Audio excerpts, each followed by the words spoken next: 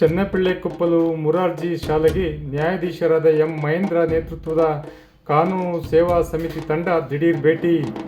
ವಸತಿ ಶಾಲೆಯ ಅವ್ಯವಸ್ಥೆ ಕಂಡು ದಿಗ್ಭ್ರಾಂತರಾದ ತಂಡ.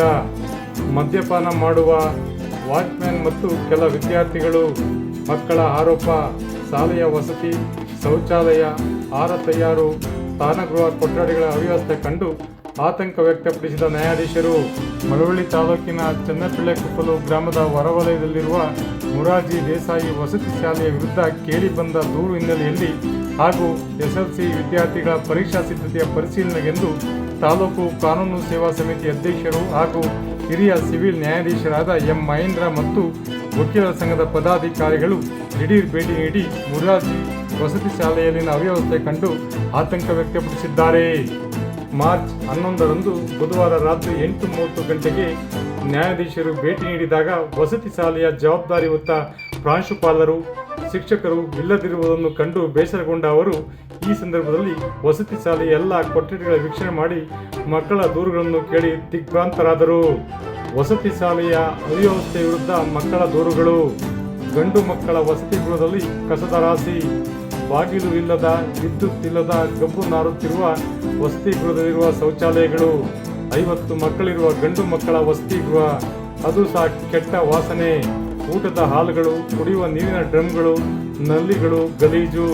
ಕೈ ತೊಳೆಯುವ ಬೇಸನ್ಗಳು ಸ್ವಚ್ಛತೆ ಇಲ್ಲ. ಮಕ್ಕಳಿಗೆ ಆಹಾರ ತಯಾರು ಮಾಡುವ ಕೊಠಡಿ ಸಂಪೂರ್ಣ ಗಬ್ಬು ನಾರುತ್ತಿದೆ. ಆಹಾರ ತಯಾರಿಸುವ ಪಾತ್ರೆಗಳು ಶೌಚಗೃಹದಲ್ಲಿ ಇಟ್ಟಿರುವುದು ದುರಂತವೆನ್ನಬಹುದು. ಆಹಾರ ತಯಾರು ಮಾಡುವ ಸಮಯದಲ್ಲಿ ಕುಡಿಯುವ ಆಹಾರ, ಕಸ, ಅಶುದ್ಧ ನೀರನ್ನು ಹಿಂಭಾಗಕ್ಕೆ ಬಿಟ್ಟಿದ್ದು ಅವುಗಳು ನೆಲದ ಮೇಲ್ಭಾಗದಲ್ಲಿ ಕೊಳೆತು ನಾರುತ್ತಿದೆ. ಮಕ್ಕಳಿಗೆ ನೀಡುವ ಆಹಾರದ ಮೆನು ನಾಮಫಲಕಕ್ಕೆ ಸೀಮಿತ. ಮೆನು ಪ್ರಕಾರ ಊಟ ನೀಡುತ್ತಿಲ್ಲ. ಗಲೀಜಾದ ಕೊಳೆತ ತರಕಾರಿಗಳ ಬಳಕೆ. ಹುಳ ಉಪ್ಪಟೆ ಅಕ್ಕಿಯಿಂದ ಅನ್ನ ತಯಾರು. ನಾನ್ ವೆಜ್ಗಳನ್ನು ಸರಿಯಾಗಿ ಮಾಡುವುದಿಲ್ಲ. ಅಡುಗೆ ಸಿಬ್ಬಂದಿಗಳು ಶುಚಿತ್ವವಿಲ್ಲ. ಪಾಮುಲಿನ್ ಎಣ್ಣೆ ತಿಂಡಿಗಳನ್ನು ನೀಡುತ್ತಾರೆ. ಊಟ ಬಡಿಸುವವು ಸಹ ಅಶುಚಿತ್ವ. ಆಹಾರ ವಿತರಣೆಯಲ್ಲೂ ಪಕ್ಷಪಾತ ದೂರುಗಳು ಕಂಡುಬಂದವು. ವಸತಿ ಗೃಹದ ಹೆಣ್ಣು ಮಕ್ಕಳಿಗೂ ಕ್ಲಿಷ್ಟ ಪರಿಸ್ಥಿತಿ. ಹೆಣ್ಣು ಮಕ್ಕಳ ವಸತಿ ಗೃಹದ ಕಿಟಕಿಗಳಿಗೆ ಕರ್ಟನ್ಗಳು ಇಲ್ಲ. ಬಟ್ಟೆ ಬದಲಿಸಲು ಕ್ಲಿಷ್ಟ ಪರಿಸ್ಥಿತಿ. ಕಿಟಕಿ ಮರೆ ಮಾಡಲು ಪೇಪರ್ ಕೇಳಿದರೂ ನೀಡುವುದಿಲ್ಲ. ಕೊಠಡಿಗಳು ಫ್ಯಾನ್ ಕೆಟ್ಟು ನಿಂತಿವೆ. ಸೊಳ್ಳೆಗಳ ಕಾಟ. ಶೌಚಗೃಹದಲ್ಲಿ ನೀರಿನ ಸಮಸ್ಯೆ. ಹೆಣ್ಣು ಮಕ್ಕಳು ಬಟ್ಟೆ ಒಗೆಯುವ ಸ್ಥಳದಲ್ಲಿ ಒಂದೇ ನಳಿಯ ಅಳವಡಿಕೆ.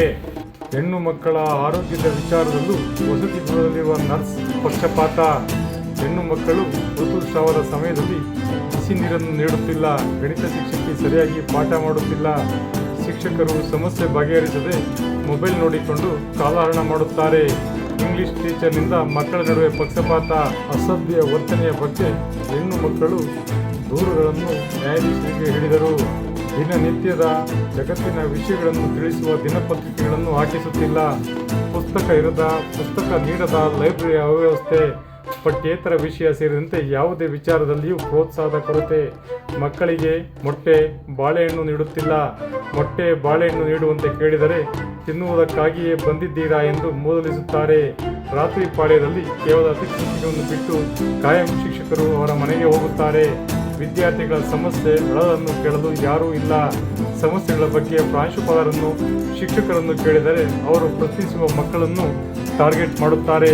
ಸಮಸ್ಯೆಗಳ ಬಗ್ಗೆ ನಮ್ಮ ಪೋಷಕರು ಕೇಳಿದರೆ ಸಮಸ್ಯೆ ಬಗೆಹರಿಸುವುದಾಗಿ ಭರವಸೆ ನೀಡುತ್ತಾರೆಂದು ಮಕ್ಕಳು ಈ ಸಂದರ್ಭದಲ್ಲಿ ದೂರಿದರು. ರಾತ್ರಿ ವೇಳೆ ಮದ್ಯಪಾನ ಮಾಡುವ ವಾಚ್ಮ್ಯಾನ್ ಮತ್ತು ಕೆಲ ವಿದ್ಯಾರ್ಥಿಗಳಿಂದ ದೂರು. ರಾತ್ರಿ ವೇಳೆ ವಸತಿ ನಿಲಯದಲ್ಲಿ ಜವಾಬ್ದಾರಿ ಹೊತ್ತವರು ಇಲ್ಲದಿರುವ ಕಾರಣ ರಾತ್ರಿ ಪಾಳ್ಯದಲ್ಲಿರುವ ವಾಚ್ಮ್ಯಾನ್ ಕುಡಿದು ಬರುತ್ತಾರೆ. ಇದಲ್ಲದೆ ಕೆಲ ಗಂಡು ಮಕ್ಕಳು ಹೊರಗಡೆ ಹೋಗಿ ಕುಡಿದು ಬಂದು ಗಲಾಟೆ ಮಾಡುತ್ತಾರೆ ಎಂಬ ದೂರುಗಳು ಈ ಸಂದರ್ಭದಲ್ಲಿ ಕಂಡುಬಂದವು. ಇದಲ್ಲದೆ ಶೌಚಾಲಯ ನೀರು ಇರುವುದಿಲ್ಲ. ಮೋಟಾರ್ ಆನ್ ಮಾಡಿ ಎಂದರೆ ಮಕ್ಕಳನ್ನೇ ಬೈಯುತ್ತಾರೆ. ಇದರಿಂದಾಗಿ ರಾತ್ರಿ ವೇಳೆಯಲ್ಲಿ ಹೊರಗಡೆ ಬೈದಸಿಗೆ ಹೋಗಿರುವ ಉದಾಹರಣೆಗಳಿವೆ. ಶಾಲೆಯ ಅಭಿವೃದ್ಧಿಗೆ ಶಾಸಕರು ನೀಡಿದ 25 ಲಕ್ಷ ಅನುದಾನ ಏನಾಗಿದೆಯೋ ಗೊತ್ತಿಲ್ಲ ಎಂಬ ಆರೋಪಗಳು ಸಹ ಈ ಸಂದರ್ಭದಲ್ಲಿ ಕಂಡುಬಂದವು. ಈ ಸಂಬಂಧ ಕಾನೂನು ಸೇವಾ ಸಮಿತಿ ಅಧ್ಯಕ್ಷರಾದ ಎಂ ಮಹೇಂದ್ರರವರು ಸಂಬಂಧಪಟ್ಟ ಪ್ರಾಂಶುಪಾಲರಿಗೆ, ಶಿಕ್ಷಕರಿಗೆ, ಕ್ಷೇತ್ರ ಶಿಕ್ಷಣಾಧಿಕಾರಿಗಳಿಗೆ, ಸಮಾಜ ಕಲ್ಯಾಣ ಇಲಾಖೆ ಅಧಿಕಾರಿಗಳಿಗೆ, ಸಮಾಜ ಕಲ್ಯಾಣ ಇಲಾಖೆ ಉಪನಿರ್ದೇಶಕರಿಗೆ, ತಾಲೂಕು ವೈದ್ಯಾಧಿಕಾರಿಗಳಿಗೆ ಹಾಗೂ ಕಿರ್ಗಾಲು ವೃತ್ತ ನಿರೀಕ್ಷಕರಿಗೆ ನೋಟಿಸ್ ನೀಡಿದ್ದು, ಈ ಸಂಬಂಧ ಕೂಡಲೇ ಸ್ಪಷ್ಟನೆ ನೀಡುವಂತೆ ಖಡಕ್ ಎಚ್ಚರಿಕೆ ನೀಡಿದ್ದಾರೆ.